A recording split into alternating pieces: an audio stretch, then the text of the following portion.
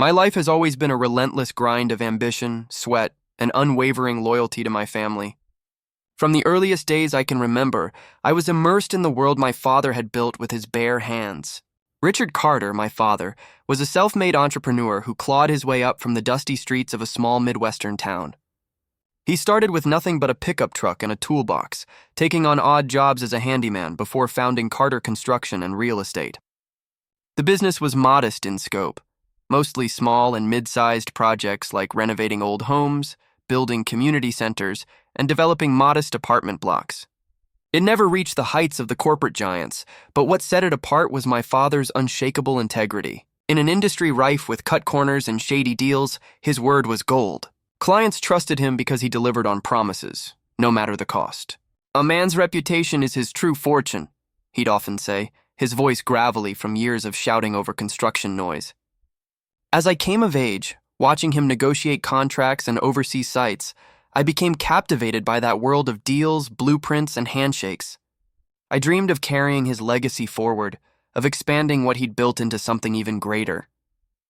But there was another player in our family dynamic, my younger brother James. James was 5 years my junior, and from the start, our paths diverged like two rivers from the same source. While I spent my summers interning at job sites, learning the ropes from the ground up, mixing concrete, reading plans, even swinging a hammer, James shunned the hard work.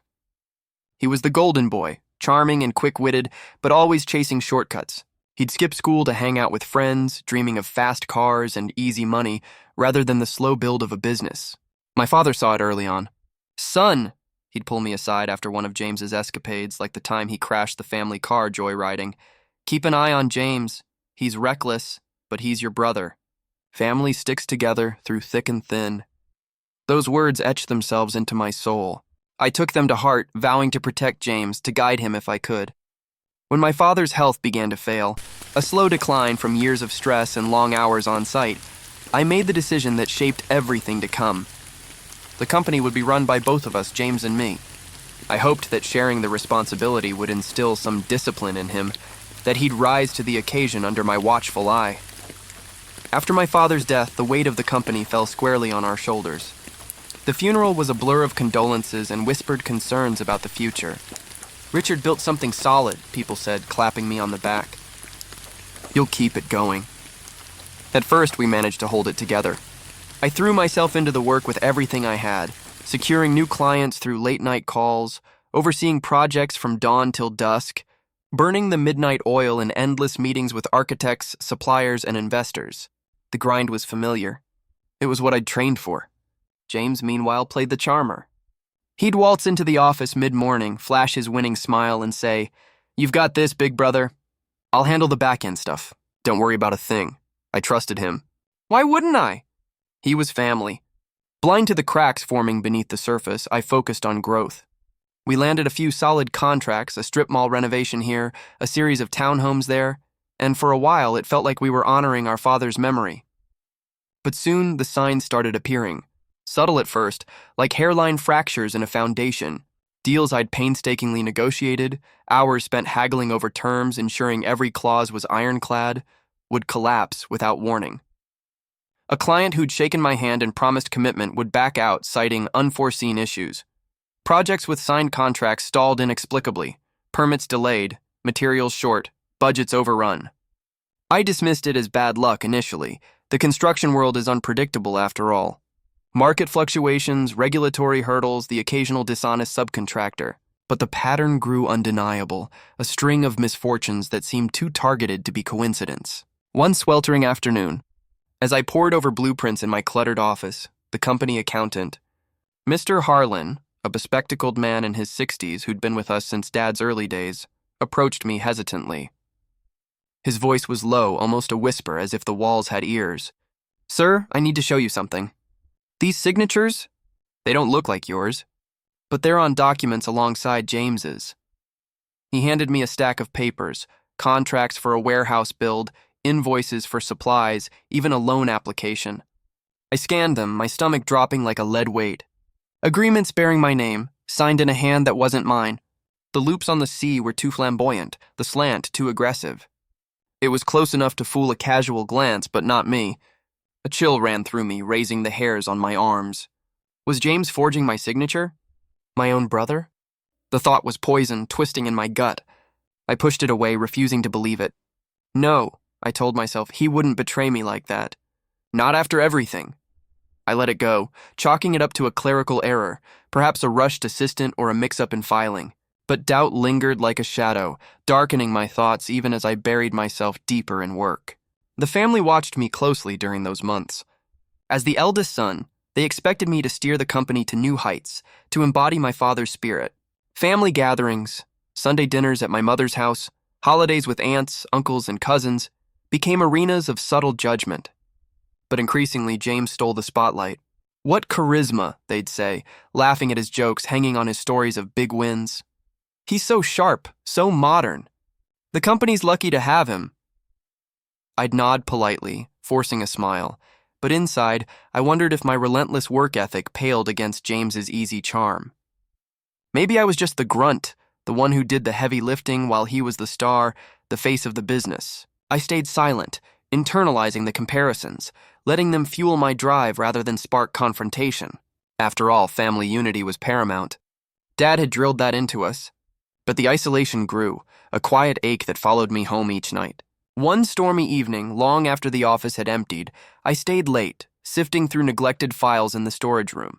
Rain lashed against the windows, thunder rumbling like distant warnings. In a locked drawer, James's drawer, one I'd never thought to check, I found documents that stopped my heart cold. Company shares, my shares, 40% of my stake, transferred out to anonymous holding companies.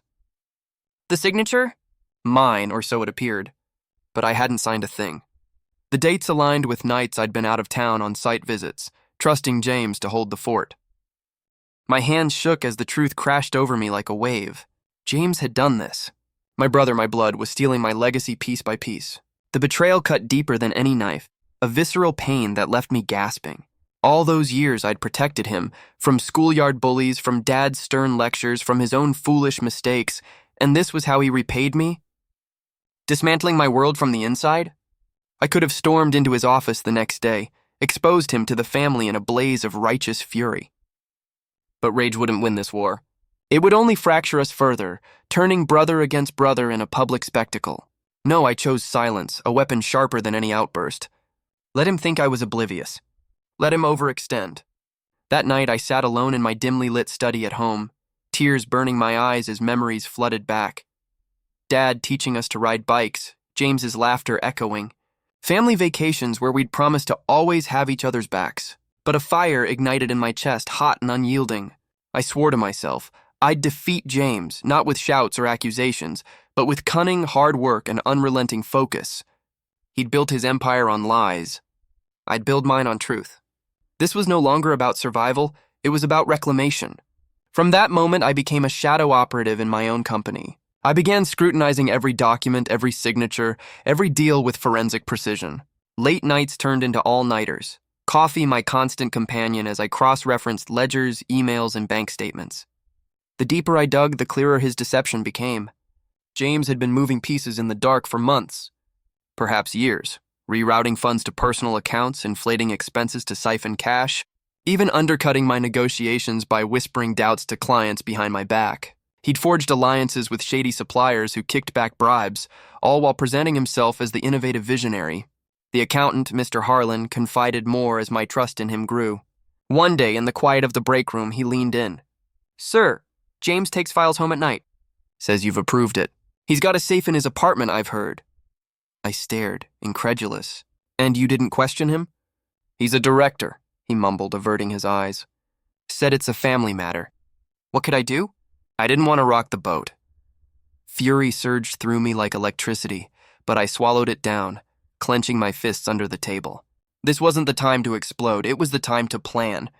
I thanked Harlan and enlisted him quietly, asking him to flag any anomalies without alerting James. James's demeanor changed gradually, the veneer of brotherly respect cracking. In board meetings, he'd challenge my ideas openly. "You're too rigid, big brother," he'd say with a condescending smile. "A softer touch would close more deals. Clients want flexibility, not your ironclad rules." His words stung, but I held my tongue, letting him believe he was gaining ground. In client pitches, he'd boast, "I'm the one driving this company forward. My brother just keeps an eye on things from the sidelines." Each word was a knife twist, but I masked my pain with stoic nods, allowing him to dig his own grave deeper with every arrogant proclamation. At a family dinner one crisp autumn evening, roast beef and mashed potatoes, the table laden with Mom's best china, my uncle clapped James on the back heartily. "You're a star, lad. Everyone's talking about you in the industry circles. That deal with the downtown developers? Genius!" James beamed, raising his glass. "Thanks, Uncle. It's all about vision." The family murmured agreement, their eyes shining with pride.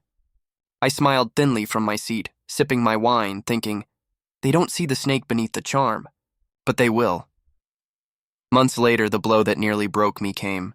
A massive deal, a multi-million-dollar shopping center I'd spent endless months securing, from initial bids to environmental assessments, slipped through my fingers like sand. I'd poured my soul into it, site surveys in the rain, negotiations over zoning laws, even personal guarantees to investors. I walked into the final meeting, briefcase in hand, ready to seal it. But there sat James, smugly at the head of the table, the client signing papers with him. "What is this?" I demanded, my voice steady despite the storm inside. That was my deal. I cultivated that relationship for over a year. James smirked, leaning back in his leather chair. "Business is about seizing the moment, brother." You hesitated on the terms. I acted swiftly. "This project's mine now." "The client agrees, right, Mr. Thompson?" The client, a portly man in a pinstripe suit, avoided my eyes, mumbling something about better incentives. Complicit in the theft, he shook James's hand while I stood there, humiliated. My heart broke in that moment, shards of trust scattering, but I buried the pain deep, excusing myself with a curt nod. This was war, and wars aren't won with emotional outbursts. I felt utterly isolated in the weeks that followed. The family continued to laud James at every turn, birthdays, barbecues, even casual phone calls. Clients flocked to him, drawn by his charisma and promises of quick wins. I, the one who'd poured my soul into the company since boyhood, was fading into the background, a relic of the old guard. Doubts crept in during sleepless nights. Was I too traditional? Had I failed to adapt? Staring into the bathroom mirror one dawn, bags under my eyes, I asked my reflection, did I fail? Did I let James take it all because I was too trusting? Tears fell freely then, hot trails down my cheeks, but my resolve hardened like steel in a forge. I'd fight back, not with noise, but with strategy. Wiping my face, I whispered, "No more. This ends on my terms." Days later, in a quiet corner of a downtown coffee shop, away from prying eyes, I met with a trusted lawyer, Ms. Elena Vargas. She was sharp, no nonsense, with a track record of handling corporate disputes. "I need to register a new company," I told her, my voice low. "Something separate, untraceable to the family business for now." She raised an eyebrow but nodded. "New Dawn Limited, simple, unassuming." "What's the play here?" "My goal is monumental," I replied. "To crush my brother's arrogance with undeniable success. He won't see it coming." With the paperwork filed, I began contacting clients James had sidelined, loyal ones who'd been burned by his shortcuts but remembered my reliability.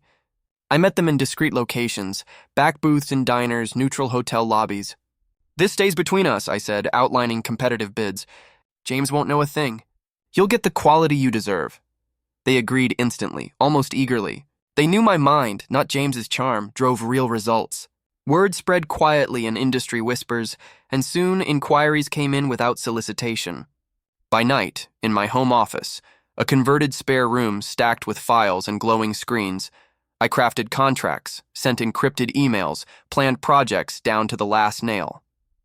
By day, I played my role at the old company, attending meetings with feigned enthusiasm, masking my moves behind a wall of normalcy.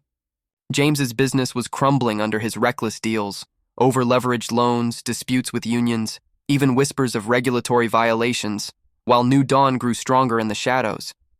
"This is my revenge," I told myself during those solitary hours.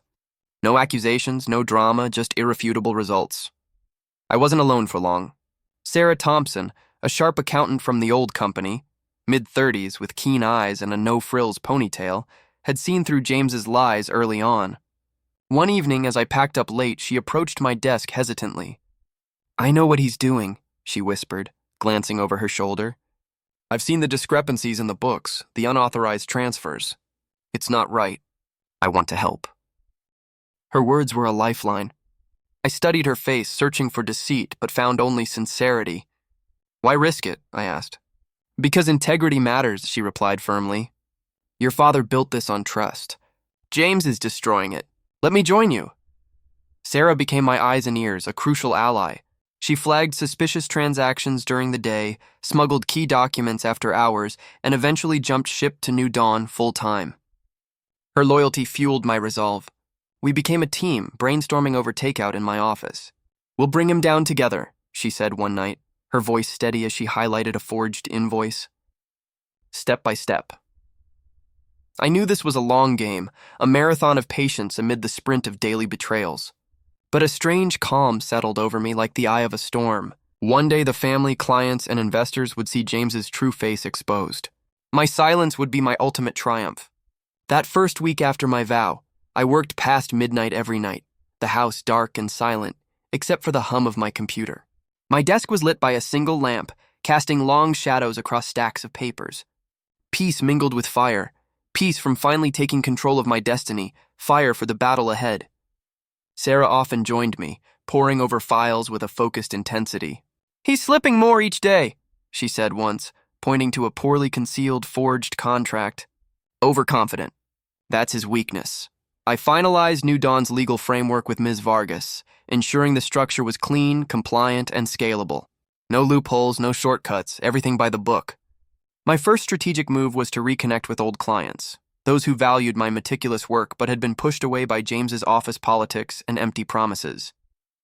I met them one by one in unassuming settings to avoid suspicion, a park bench for one, a quiet cafe for another. Pitching tailored solutions, I made no mention of the family drama.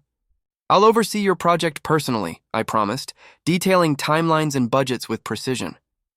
Quality, on time, under budget. Within a week, 5 major clients signed on, discreetly, of course.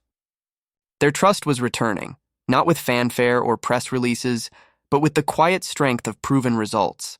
It was a small victory, but it snowballed. Referrals came in. A referral from a satisfied developer led to a school renovation bid.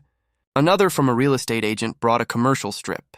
I built a lean team around me, recruiting loyal employees like Sarah, who were fed up with James's deceit and the toxic atmosphere he'd created. I scouted talent quietly, former colleagues who'd left in frustration, up-and-coming professionals from industry networks. In interviews held in neutral venues, I promised transparency. Every deal documented, every pound accounted for, no hidden agendas. This openness became our bedrock, a stark contrast to James's opaque machinations. James, oblivious to the undercurrents, kept up his flamboyant act. He charmed at industry galas, boasting at conferences about revolutionary projects that were often smoke and mirrors. He'd preen before the family, regaling them with tales of conquests. But behind the scenes, his projects were unraveling. Shoddy deals leading to lawsuits, legal snags from corner cutting, unpaid suppliers threatening liens. Each mistake was a step toward his inevitable ruin, and I watched from afar, documenting it all. New Dawn's first major victory was a small apartment complex deal I'd nearly lost to James's schemes months earlier. He'd undercut me by promising unrealistic timelines, but when the client backed out of his version due to delays, I swooped in.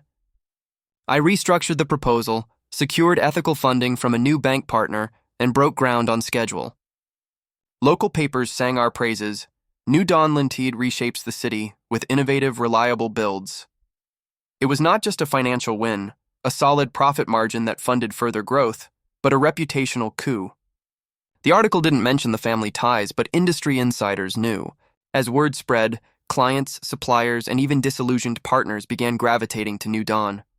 They saw my grit, my results, my unwavering commitment. I never spoke ill of James in these interactions, just let my work do the talking. Actions over words became my mantra. At a family event, a cousin's wedding, with twinkling lights and flowing champagne, James basked in the attention as usual, bragging about phantom new investors. "Big things coming," he said, clinking glasses. I ate quietly at a corner table, smiling inwardly as relatives complimented him. The tide was turning, even if they didn't know it yet. To bolster my position, I kept a growing folder of evidence: forged contracts, incriminating emails, client testimonies of James's duplicity. Sarah added bank records showing siphoned funds, patterns of embezzlement that could land him in hot water. "This is dynamite," she said during one late-night session, her eyes alight. My lawyer, Ms. Vargas, reviewed it all. Presented at the right moment, backed by ironclad proof. Timing is everything. Emboldened, we launched a subsidized housing scheme for low-income families, a passion project I'd always wanted, but James had dismissed as unprofitable charity. New Dawn made it work through smart partnerships and grants, earning public goodwill. New Dawn leads with heart and innovation, the headlines read, featuring photos of groundbreaking ceremonies.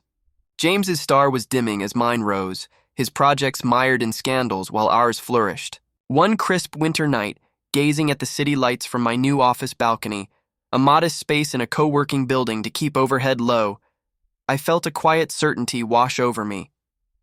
This wasn't just revenge anymore. It was justice, forged through patience, precision, and perseverance. The city sprawled below, a testament to what hard work could build. Then came James's grand meeting, the pinnacle of his hubris. He invited the family, key investors, and select media to a polished conference hall, sleek mahogany tables, a state-of-the-art projector ready with his glossy slides. A cousin warned me beforehand, pulling me aside at a family lunch. "He's planning to oust you completely, make it official. Says you're holding the company back." I smirked, stirring my coffee. Let him try. The game's on my terms now.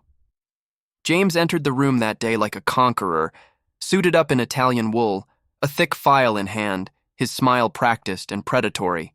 His presentation began with flair. Charts showing inflated growth figures, photos of half-finished projects presented as triumphs. "This is my work. New investors, groundbreaking projects, a bold future for Carter Construction." Each slide screamed his name, crediting himself for every success, real or imagined. My vision, my effort, my leadership. The family clapped enthusiastically. Elders nodded approvingly. "You've done us proud, James." Richard would be smiling down. I sat in a shadowed corner, my folder of evidence tucked in my briefcase beside me. Not yet, I thought, heart pounding. Let him climb higher. His fall will hurt more from the peak. At the climax, he turned to me dramatically. "My brother laid the groundwork years ago, but I've built the empire. Today, to clear any doubts, I take full control." He brandished a document, a revised directorship agreement that effectively sidelined me to a ceremonial role. "This needs his signature." A formality, really. The room held its breath, eyes darting between us. My hand grazed my folder. The urge to unleash everything was overwhelming. The forgeries, the thefts, the confessions. But I waited, breathing deeply. "Patience," I reminded myself. "His arrogance will peak soon enough," I said calmly, rising to my feet. "Hand me the document, James. I'll review it thoroughly." He passed it over with a triumphant grin. I glanced over the pages, noting the self-serving clauses, and set it down. "I'll sign after careful consideration. No rush." James's smile faltered for a split second, a crack in his facade, but he recovered with a laugh. "My brother likes to take his time, as always. But the outcome's clear. We're moving forward under my guidance." Post-meeting, as people mingled with cocktails, my uncle approached me, his face serious. "Let James lead, son. He's earned it with these results. Don't fight progress," I nodded respectfully. "Facts will decide, Uncle, not words or presentations.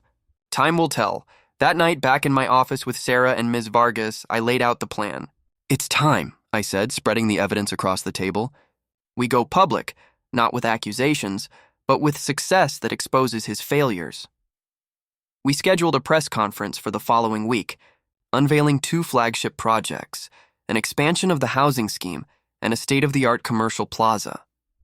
Both were bulletproof, financially sound, ethically sourced, with glowing endorsements from partners. Sarah handled the PR, ensuring maximum coverage. The media erupted.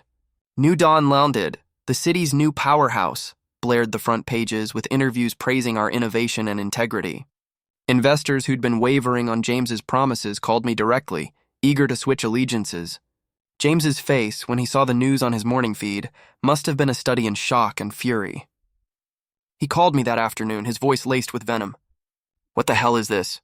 You're undermining the family business?" I replied coolly, "Just building something new, brother. Competition is healthy." He doubled down publicly, assuring investors in frantic emails and calls, "Those projects are smoke and mirrors. I hold the real power here at Carter Construction."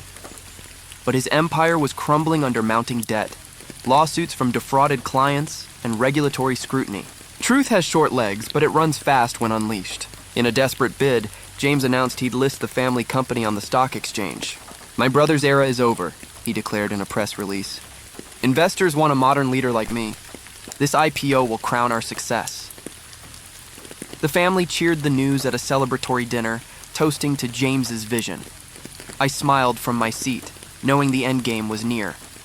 Sarah and I had amassed the final pieces, forged documents with forensic analysis, audio recordings of James boasting in private calls. My brother's work was just a start. It's all mine now. If anyone catches on, I'll pin it on him for incompetence. Client files unearthed by Sarah showed systematic defrauding, overbilling, kickbacks, even threats to silence dissenters. The stock exchange event arrived, a glittering affair in a downtown ballroom packed with family, investors, media, and dignitaries. James took the stage, glowing with pride under the spotlights. "Today I redefine our legacy," he proclaimed, unveiling mock share certificates. Applause rang out like thunder. Then I stood, heart steady, folder in hand. I walked to the stage uninvited, the room falling into hushed confusion. James hissed through gritted teeth. "Not now, brother. This is my moment." I seized the microphone anyway. "Ladies and gentlemen, before we proceed, an important announcement." The projector, which I'd arranged with a tech ally in advance, lit up behind me. Slide after slide, forged signatures with expert comparisons. Fraudulent contracts dissected. Bank trails of embezzlement. James's voice damning and clear, confessing his crimes in recordings. Silence gripped the room, thick and oppressive. Investors roared in outrage. "What's this fraud? Where's our money? We demand answers." My mother, seated in the front row, tears streaming down her lined face, whispered hoarsely, "James, how could you?" "Your father," James stammered, face paling. "It's a setup.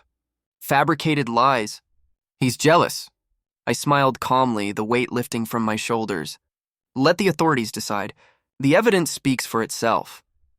The police, whom I'd tipped off with Ms. Vargas's help and stationed discreetly outside, moved in swiftly. Sarah nodded to me from the wings as officers approached. James was cuffed right there on stage, his defiance crumbling into fear.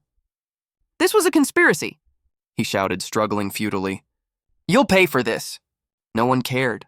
The crowd murmured in shock, phones flashing as media captured the downfall. The family stood stunned, faces ashen. My uncle, head bowed in shame, approached me later. "We misjudged you terribly, son. Forgive us for being blind."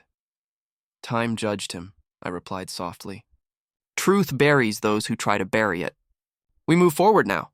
Headlines screamed the next day. James Carter arrested, massive fraud exposed in dramatic IPO debacle. Another, New Dawn Ltd. emerges as integrity's champion amid scandal. Investors flocked to New Dawn, partnerships pouring in. James's former allies became mine, eager to distance themselves from the taint. One serene night months later, from my expanded office balcony overlooking the thriving city, I watched the lights twinkle like stars. Projects I dreamed of were underway. Sustainable developments, community centers honoring Dad's memory. This wasn't just revenge, I thought, a sense of peace settling. It was justice, hard won. I closed my eyes, grateful. Thank you, God. Truth won. James's pride had led to his utter ruin, prison time looming, reputation in tatters. With patience, cunning, and unyielding resolve, I reclaimed my honor and taught a timeless lesson. Truth may take time, weaving through shadows and trials, but it always triumphs in the end.